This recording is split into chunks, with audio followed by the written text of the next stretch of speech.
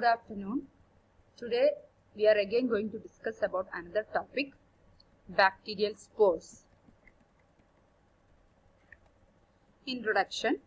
The microorganisms sense and adapt to changes in their environment. When the favored nutrients are exhausted, some bacteria may become motile to seek out nutrients, or they may produce certain enzymes to exploit alternative resources. One example of an extreme survival strategy which are employed by certain low G plus C. G plus C means guanine plus cytosine content in the gram-positive bacteria, which have certain low G plus C gram-positive bacteria, is the formation of endospores. It is the extreme survival strategy. This complex developmental process, it is often initiated in response to nutrient deprivation. It allows the bacterium to produce a dormant and highly resistant cell to preserve the cell's own genetic material in times of extreme stress. So it is a method of survival strategy. Now coming to bacterial spores. These bacterial spores are highly resistant dormant structures which doesn't have any metabolic activity, and they are formed in response to adverse environmental conditions. They help in the survival of the organisms during adverse environmental conditions, and they do not have any role in reproduction.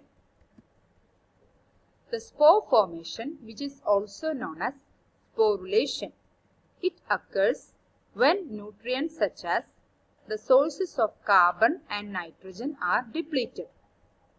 Another important character is that these bacterial spores are highly resistant to heat, dehydration, radiation, and chemicals.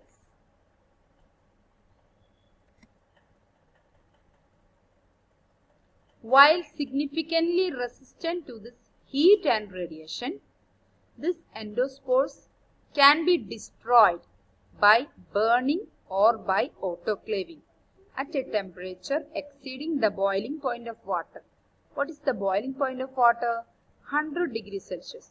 If the temperature is above 100 degrees Celsius, we can destroy these endospores, and they are able to survive at 100 degrees Celsius for hours, but doesn't survive above 100 degrees Celsius. Although the larger the number of hours, the fewer that will survive. If it is this 100 degrees Celsius are for many hours, they are keeping the same temperature, then the survival rate will be lowered. An indirect way to destroy them is to place them in an environment that reactivate them to their vegetative state.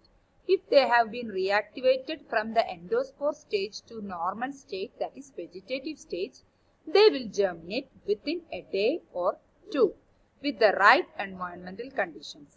And these vegetative cells are not like endospores. They can straightforwardly destroy. And this indirect method is called tyndallization. In the last year, we have discussed in detail about tyndallization in sterilization and disinfection. And it was the usual method for a while in the late 19th century before the introduction of inexpensive autoclaves. Prolonged exposure to this ionizing radiation such as X-rays and gamma rays will also kill most endospores. These endospores can survive environmental assaults that would normally kill the bacteria. So this endospore survival strategy is very high. These stresses include high temperature, high UV irradiation, desiccation, chemical damage, and enzymatic destruction. These are the stresses. The extraordinary resistant properties of the endospores make them of particular importance because they are not readily killed by many antimicrobial treatments. So they cannot be easily killed by any type of antimicrobial treatment. Whenever there is a stress in high temperature, high UV radiation, they can be converted to endospores form. A variety of different microorganisms form spores or cysts, but the endospores of low G plus C gram-positive bacteria are by far the most resistant to harsh environmental conditions. So even though many types of spores are there, but endospore is more resistant. Some classes of bacteria can turn into exospores also. It is another type, not like endospores, which are seen outside the body. Also called microbial cysts. They are called instead of endospores. These exospores as well as endospores are the two kinds of dormant stage or hibernating stage seen in some class of microorganisms. Next is about location of the endospores. The position of the endospores different among different bacterial species, and their position of these endospores can be useful in identification. And the main types within the cell are, the location are in either in terminal or subterminal, then centrally placed, etc. These terminal endospores are seen at the pole of the cells, whereas central endospores are more or less in the middle. Central means middle. Subterminal endospores are those between these two extremes, between the terminal and central. Usually seen far enough towards the pole but close enough to the center, so as not to be considered either terminal or central. Next is lateral endospores. These forms are seen occasionally. So the spores can be central or equatorial, which gives the bacilli a spindle shape. Example for the bacilli or microorganism which produce central spores are Clostridium bifermentans. Next is subterminal, which means not at terminal, in between central and terminal. The bacilli appearing club shaped. Example, Clostridium perfringens. Next is oval or terminal, which resemble a tennis racket. Example, Clostridium tertium. Next one is spherical and terminal, which gives a drumstick appearance. Example, Clostridium tetani, causative agent of tetanus. So these are the figures. First one is central. First one and fourth one appears central. Endospores are central.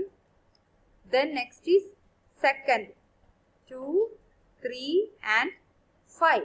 Those are terminal. These are terminal. These are terminal. These are terminal. The next is lateral. Lateral means on the side. This is the lateral endospore. Okay. Next is about the structure. This is the simplified structure of an endospore. It possesses an outer coat, then outer membrane, then inside this outer membrane cortex, then germ cell wall, then inner membrane, then inside is pore. So the endospore is structurally and chemically more complex than a vegetative cell. It contains more layers like cortex, inner membrane, outer membrane, like that, than vegetative cells. So it contains more layers than vegetative cells. Resistance to this bacterial spore, it can be mediated by a compound called dipicolinic acid. It is nothing but a calcium ion chelator which are found only in spores. when the favorable condition prevail, such as nutrient availability, availability of water, these endospores can be converted to normal vegetative form through spore germination. So it converts, which forms this vegetative cell of pathogenic bacteria. Now it can cause infection or disease. Otherwise, it is a dormant stage in endospore stage. So the following factors or constituents which may play a major role for the resistance of bacterial spores, such as calcium dipicolinate E4, keratin spore coat, then new enzymes such as dipicolinic acid synthetase, heat resistant catalase. These are the factors responsible for resistance. Then increase or decrease in other enzymes. They are responsible for the resistant factor. A mature endospore contains a complex set of genetic material such as DNA from the vegetative cell, ribosomes, and the specialized enzyme. So they also possess a genetic material called DNA.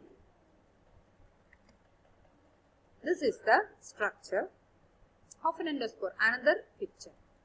Let's see. The spore can survive adverse condition for years. Even though in the Egypt it was found that in the pharaohs, especially in the tomb of pharaohs, they found this type of endospores. And when they put those endospores in the condition for germination with appropriate water, nutrients, they converted to vegetative cell. So in the tomb of pharaohs, they have lived for many thousands of years.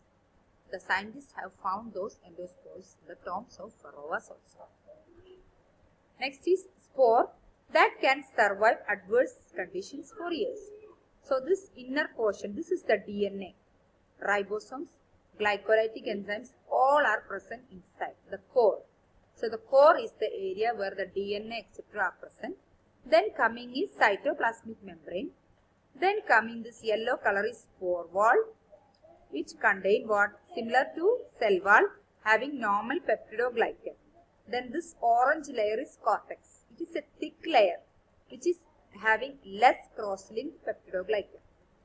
Outer layer, this red color is called what? Keratin spore coat, which contain proteins. This is another picture of the structure. Next, coming to the detailed structure.